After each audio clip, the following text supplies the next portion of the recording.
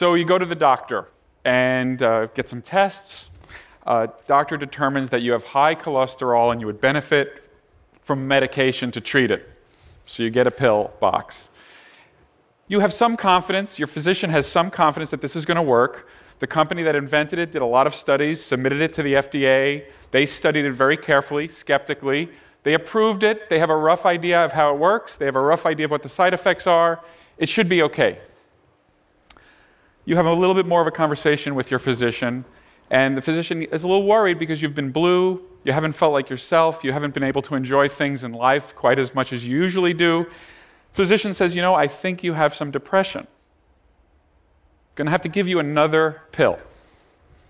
So now we're talking about 2 medications. This pill also, millions of people have taken it, company did studies, FDA looked at it, all good. Think things should go okay. Think things should go okay. Well, wait a minute. How much have we studied these 2 together? Well, it's very hard to do that. In fact, it's not traditionally done. We totally depend on what we call post-marketing surveillance. After the drugs hit the market, how can we figure out if bad things are happening between 2 medications? 3, 5, 7. Ask your favorite person who has several diagnoses how many medications they're on. So why do I care about this problem? I care about it deeply. I'm an informatics and data science guy. And really, in my opinion, the only hope to understand these interactions is to leverage lots of different sources of data in order to figure out when drugs can be used together safely and when it's not so safe. So let me tell you a data science story, and it begins with my student Nick. Let's call him Nick because that's his name. Nick was a young student, and I said, you know, Nick, we have to understand how drugs work and how they work together and how they work separately, and we don't have a great understanding. But the FDA has made available an amazing database.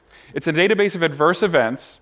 They literally put on the web, publicly available, you could all download it right now, hundreds of thousands of adverse event reports from patients, doctors, companies, pharmacists. And these reports are pretty simple. It has all the diseases that the patient has, all the drugs that they're on, and all the adverse events or side effects that they experienced. It is not all of the adverse events that are occurring in America today, but it's hundreds and hundreds of thousands of drugs. So I said to Nick, let's think about glucose. Glucose is very important, and we know it's involved with diabetes. Let's see if we can understand glucose response. Sent Nick off. Nick came back. Russ, he said, I've created a classifier that can look at the side effects of a drug based on looking at this database and can tell you whether that drug is likely to change glucose or not. He did it, it was very simple in a way. He took all the drugs that were known to change glucose and he took a bunch of drugs that don't change glucose and he said, what's the difference in their side effects? Differences in fatigue, in appetite, in urination habits. All those things conspired to give him a really good predictor. He said, Russ, I can predict with 93% accuracy when a drug will change glucose. And I said, Nick, that's great. You know, he was a young student. You have to build this confidence. But Nick, there's a problem. It's that every physician in the world knows all the drugs that change glucose because it's core to our practice. So it's great, you know, good job, but not really that interesting, definitely not publishable.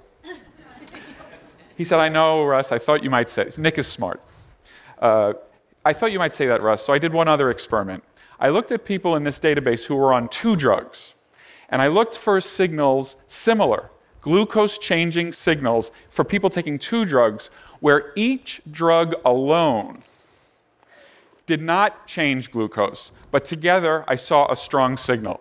I said, oh, you're clever, good idea, show me the list. And there's a bunch of drugs that are not very exciting, but what caught my eye were, on the list, there were 2 drugs, paroxetine, or Paxil, an antidepressant, and pravastatin, or Pravachol, a cholesterol medication. And I said, there are millions of Americans on those 2 drugs. In fact, we learned later, 15 million Americans on paroxetine at the time, 15 million on pravastatin, and 1 million, we estimated, on both.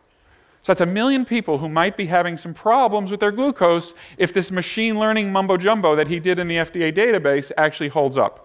But I said, Nick, it's still not publishable because, I love what you did with the mumbo jumbo, with the machine learning, but it's not really standard of proof evidence that we have.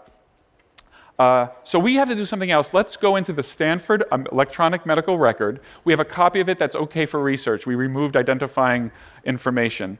And I said, let's see if people on these two drugs have problems with their glucose.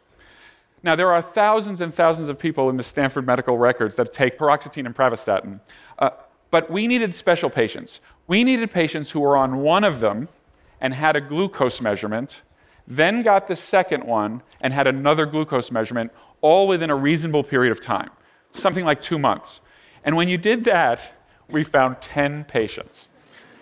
However, 8 out of the 10 had a bump in their glucose when they got the second P. We call this P and P. When they got the second P, either one could be first, second one comes up, glucose went up 20 milligrams per deciliter. Just as a reminder, you walk around normally, if you're not diabetic, with a glucose of around 90. And if it gets up to 120, 125, your doctor begins to think about a potential diagnosis of diabetes. So a 20 bump, pretty significant. I said, Nick, this is very cool, but I'm sorry, we still don't have a paper because this is 10 patients, and kind of give me a break. It's not enough patients. And so we said, well, what can we do? And we said, well, let's call our friends at Harvard and Vanderbilt, who also, Harvard in Boston, Vanderbilt in Nashville, who also have electronic medical records similar to ours. Let's see if they can find similar patients with the one P, the other P, the glucose measurements in that range that we need. God bless them. Vanderbilt, in 1 week, found 40 such patients, same trend. Harvard found 100 patients, same trend. So at the end, we had 150 patients from 3 diverse medical centers that were telling us that patients getting these 2 drugs were having their glucose bump somewhat significantly. More interestingly, we had left out diabetics because diabetics already have messed up glucose. When we looked at the glucose of diabetics, it was going up 60 milligrams per deciliter, not just 20. This was a big deal, and we said, we got to publish this. We submitted the paper. It was all data evidence. Data from the FDA, data from Stanford, data from Vanderbilt, data from Harvard. We had not done a single real experiment, but we were nervous. So Nick, while the paper was in review, went to the lab. We found somebody who knew about lab stuff. I don't do that.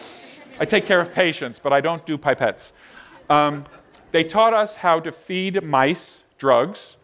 We took mice and we gave them 1P, paroxetine. We gave some other mice pravastatin, and we gave a third group of mice and some other, both of them.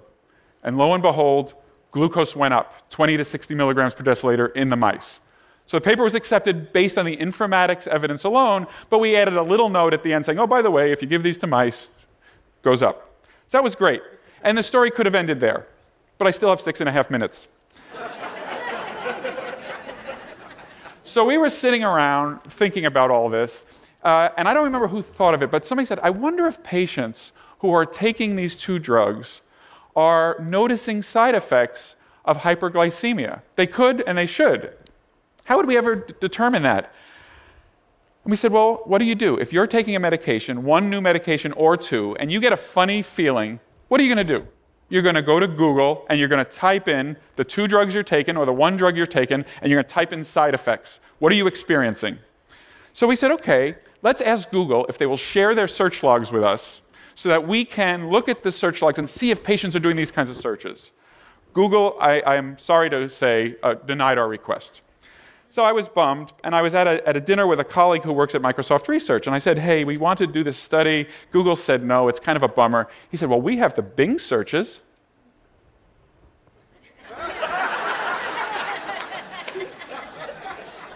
Yeah, that's great. Now I felt like I was talking to Nick again. And, he works for one of the largest companies in the world, and I'm already trying to make him feel better. But he said, no, Russ, he said, you might not understand. We not only have Bing searches, but if you use Internet Explorer to do searches at Google, Yahoo, Bing, any, then for 18 months we keep that data for research purposes only. I said, no, now you're talking. This was Eric Horvitz, my friend at Microsoft. So we did a study. where we defined 50 words that a regular person might type in if they're having hyperglycemia, like fatigue, loss of appetite, urinating a lot, peeing a lot, forgive me, but that's one of the things you might type in. So we had 50 phrases that we called the diabetes words. And we did first a baseline. And it turns out that about 0.5 to 1% of all searches on the internet involve one of those words. So that's our baseline rate. If people type in paroxetine or Paxil, those are synonyms, and one of those words, the rate goes up to about 2% of diabetes-type words if you already know that there's that paroxetine word. If it's pravastatin, the rate goes up to about 3% from the baseline. If both paroxetine and pravastatin are present in the query, it goes up to 10%, a huge fourfold, 3 to 4-fold increase in those searches with the two drugs that we were interested in and kind of diabetes-type words or hyperglycemia-type words.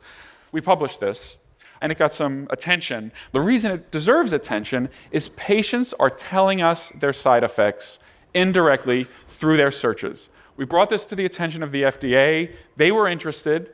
They have set up social media surveillance programs to kind of collaborate with Microsoft, which had a nice infrastructure for doing this, and others, to look at Twitter feeds, to look at Facebook feeds, to look at search logs, to try to see early signs that drugs, either individually or together, are causing problems. So what do I take from this? Why do I tell this story? Well, first of all, we have now the promise of big data and medium-sized data to help us understand drug interactions and really, fundamentally, drug actions. How do drugs work? This will create and has created a new ecosystem for understanding how drugs work and to optimize their use. Nick went on, he's a professor at Columbia now. He did this in his PhD for hundreds of pairs of drugs, found several very important interactions, and so we replicated this and we showed that this is a way that really works for finding drug-drug interactions. However, there's a couple of things. We don't just use pairs of drugs at a time. As I said before, there are patients on 3, 5, 7, 9 drugs. Have they been studied with respect to their 9-way interaction? Yes, we can do pairwise, A and B, A and C, A and D, but what about A, B, C, D, E, F, G all together being taken by the same patient, perhaps interacting with each other in ways that either makes them more effective or less effective or causes side effects that are unexpected? We really have no idea. It's a blue sky, open field for us to use data to try to understand the interaction of drugs. 2 more lessons. I want you to think about the power that we were able to generate with the data from people who had volunteered their adverse reactions through their pharmacists, through themselves, through their doctors, the people who allowed the databases at Stanford, Harvard, Vanderbilt to be used for research. People are worried about data. They're worried about their privacy and their security. They should be. We need secure systems. But we can't have a system that closes that data off because it is too rich of a source of inspiration, innovation, and discovery for new things in medicine. And then the final thing I want to say is, in this case, we found 2 drugs, and it was a little bit of a sad story. The 2 drugs actually caused problems. They increased glucose. They could throw somebody into diabetes who would otherwise just be not in diabetes. And so you would want to use the 2 drugs very carefully together, perhaps not together, make different choices when you're prescribing. But there was another possibility. We could have found 2 drugs or 3 drugs that were interacting in a beneficial way. We could have found new effects of drugs that neither of them has alone, but together, instead of causing a side effect, they could be a new and novel treatment for diseases that don't have treatments or where the treatments are not effective. If we think about drug treatment today, all the major breakthroughs for HIV, for tuberculosis, for depression, for diabetes, it's always a cocktail of drugs. And so the upside here, and the subject for a different TED Talk on a different day, is how can we use the same data sources to find good effects of drugs in combination that will provide us new treatments, new insights into how drugs work, and enable us to take care of our patients even better. Thank you very much.